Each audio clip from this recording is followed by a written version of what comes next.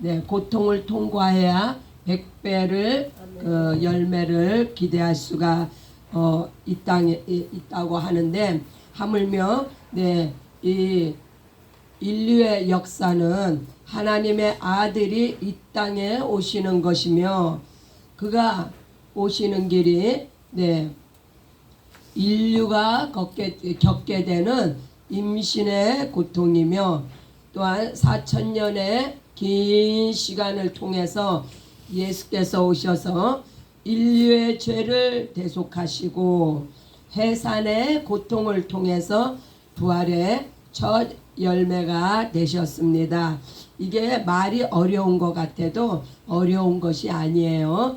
네, 예수님이 네, 오시는 그 4,000년의 기간은 네, 임신의 고통이 네, 연속이 되었다. 또한 네, 이제 그 예수님께서 임신의 고통 4,000년을 네, 통과하신 후에 이제 네, 예수님께서 하나님의 아들이 네, 이 세상의 죄로 인한 고통의 모든 문제를 해결하시기 위해서 이제 해산의 고통을 통한 네, 인류의 죄에 대속하시는, 그러므로 말미암은 부활의 첫 열매를 네, 첫 열매가 되셨습니다.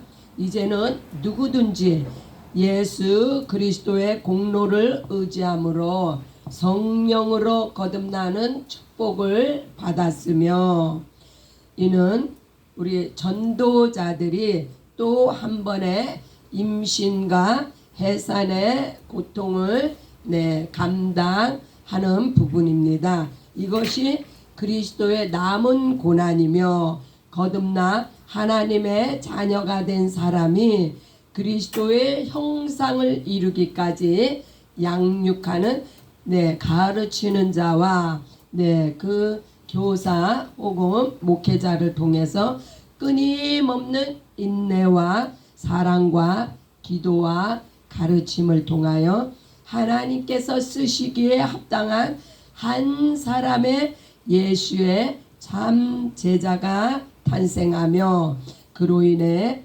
교회가 개척되며 또 다른 이들을 살리며 양육하는 사역자로 쓰임받게 되는 과정을 오늘 네, 성경 공부를 통해서 이제 말씀을 통해서 네, 그걸 살펴봅니다. 그래서 네, 55과의 주제는 고통을 통한 열매입니다. 열매 부분입니다. 네, 그래서 이 고통을 통한 열매의 부분에는 네, 고통 부분에는 임신의 고통이 있고 해산의 고통이 있고 또 거듭남의 고통을 통하여서 이제 네, 열매 부분 그리스도의 형상을 이루는 그러한 네, 과정을 살펴봅니다.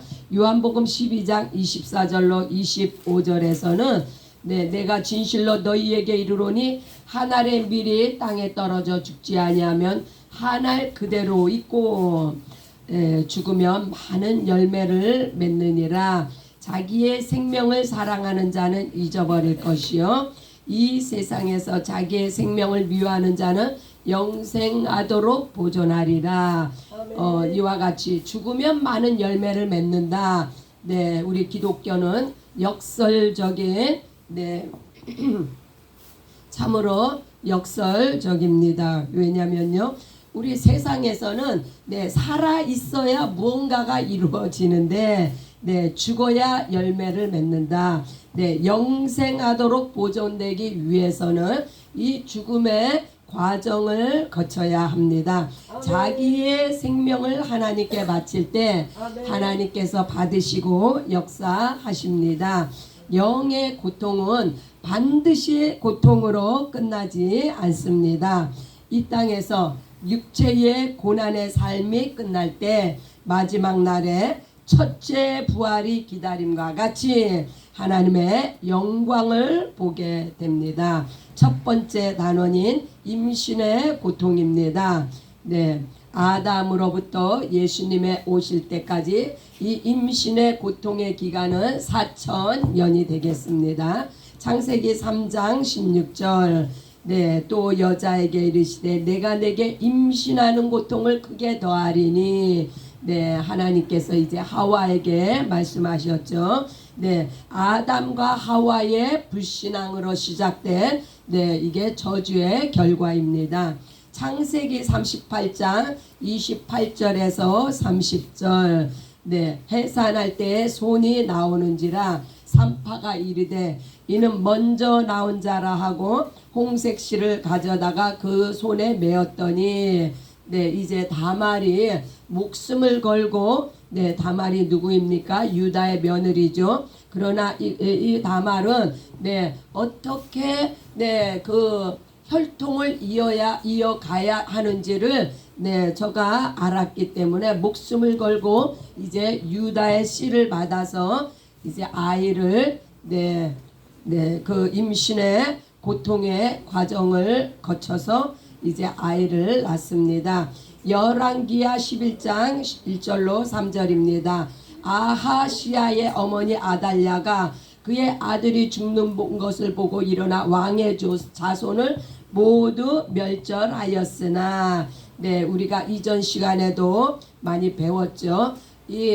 그 아합과 이세벨의 딸 아달랴가 네, 유다 왕족의 며느리로 들어와서 유다 왕족의 씨를 멸하려고 이렇게 쾌계를 부립니다. 이것은 네, 이미 하나님께서 예정하신 유다 그 왕가를 통하여서 네, 그 하나님의 아들이 오셔야 되는데 이게 원수 마귀가 네, 이렇게 쾌계를 부려서 예수님이 오시는 그 유다 왕가의 혈통을 끊으려고 이렇게 책략을 벌였으나 네, 그러나 하나님께서 요아스가 그와 함께 하나님의 성전에 6년을 숨어 있는 동안에 아달랴가 나라를 다스렸더라. 네, 그러나 하나님께서 한 씨를 남겨두셔서 이렇게 네, 하나님의 성전에서 네, 양육받게 하셨습니다. 룻기 4장 13절. 이에 보아스가 룻을 맞이하여 아내로 삼고 그에게 들어갔더니 하나님께서 그에게 임신하게 하심으로 그가 아들을 낳은지라. 네, 여기서도 이 룻은 이방 여인이요. 네, 이방 여인은 하나님의 백성 안에 들지 못하나 저가 네, 자기의 민족을 네, 버리고 하나님을 선택함으로 말미암아 네, 다윗 왕의 증조 할머니가 되는 영광을 얻었습니다. 네, 이제 두 번째 단원인 해산의 고통입니다.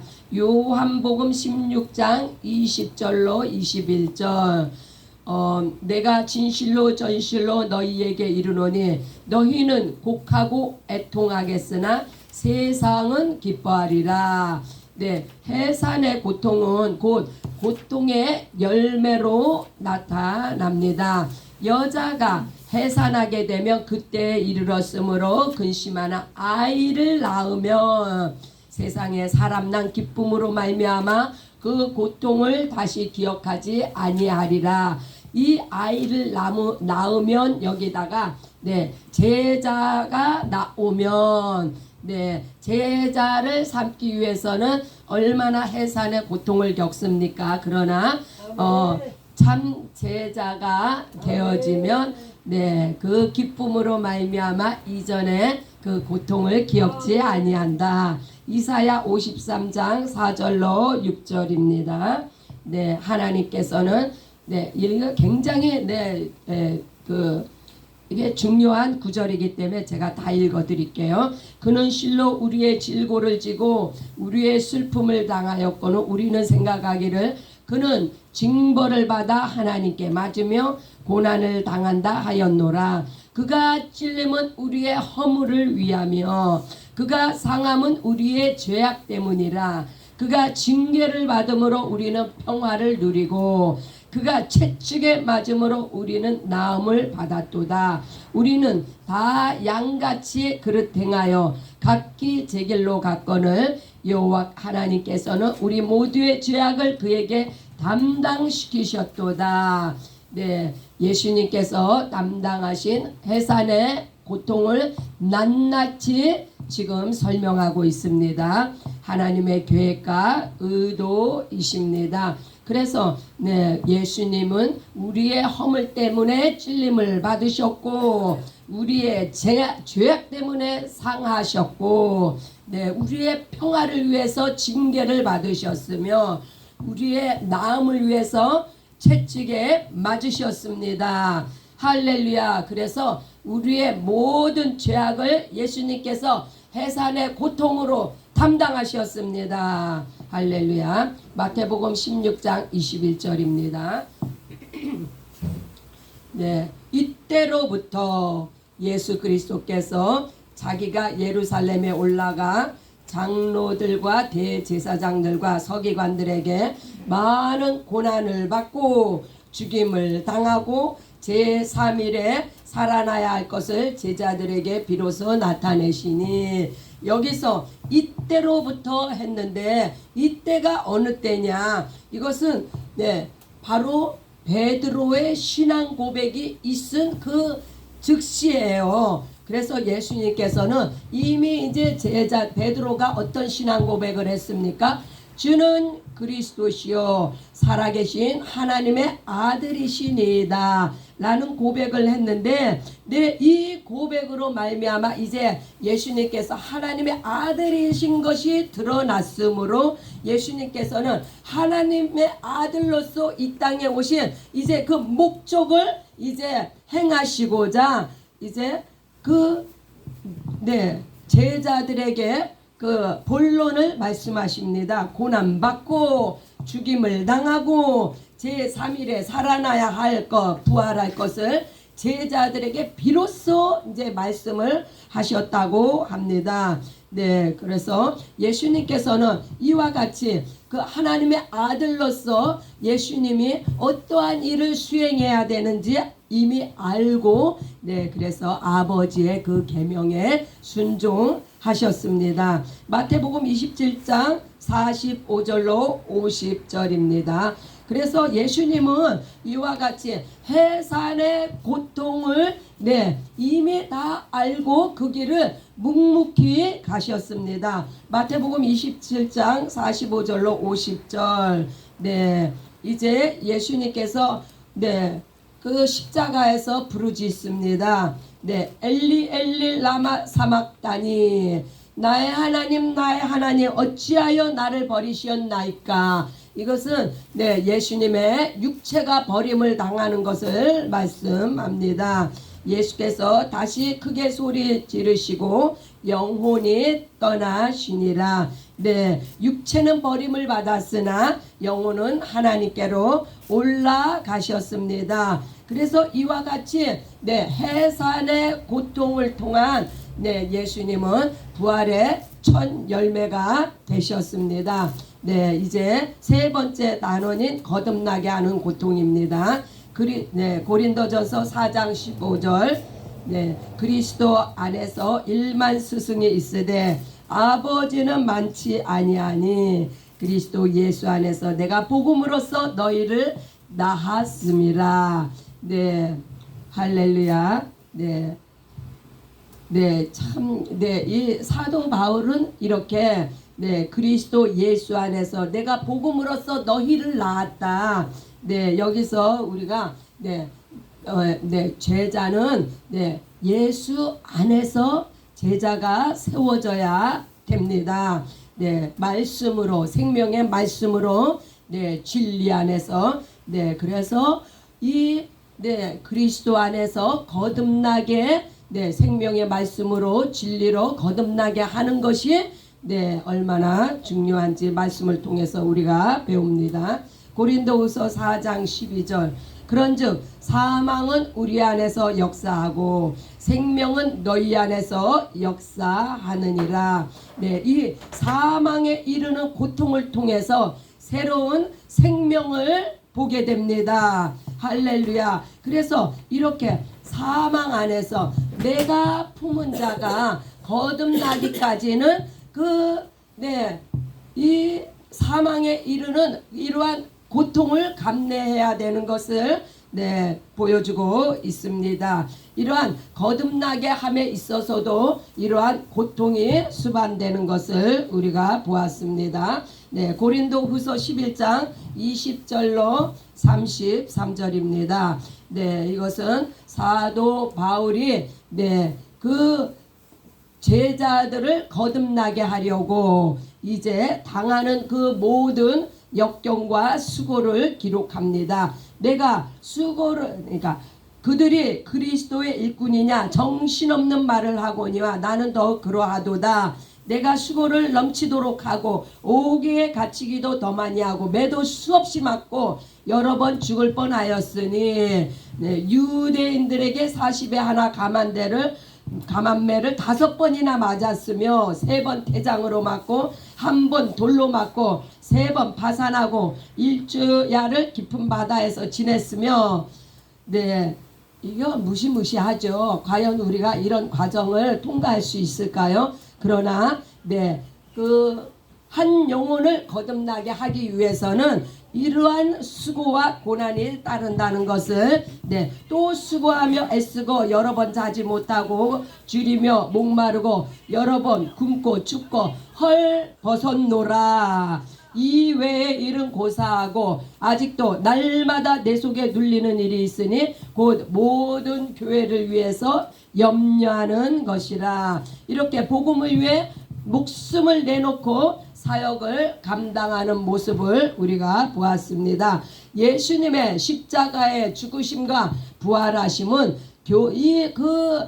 죽으심과 부활하심으로 말미암아 교회가 태동이 되었다면 사도 바울과 같은 제자들을 통해서 이제 교회가 뿌리를 내리고 굳건히 세워져 가며 하나님 앞에 영광을 돌리게 됨을 보았습니다. 사도행전 7장 58절 60절입니다. 유명한 스데반의 순교장입니다. 그들이 돌로 스데반을 치니 스데반이 부르짖어 이르되 주 예수여 내 영혼을 받으시옵소서 하고 무릎을 꿇고 크게 불러 이르되 주여 이 죄를 그들에게 돌리지 마옵소서 이 말을 하고 자니라. 세상은 복음을 진리의 말씀 듣기를 거부합니다. 그래서 스데반이 복음을 진리의 말씀을 전파한 후에 곧바로 순교했습니다.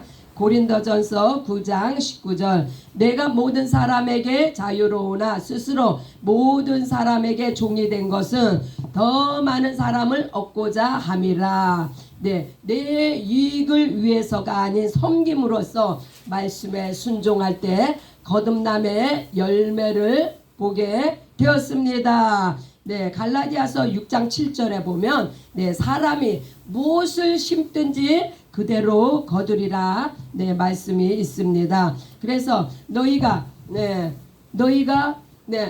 그 사망에 이르는 고통을 심었느냐 생명의 열매를 볼 것입니다. 갈라디아서 6장 8절로 9절에 보면 자기의 육체를 위해서 심는 자는 육체로부터 썩어질 것을 거두고 성령을 위하여 심는 자는 성령으로 영생을 거두리라.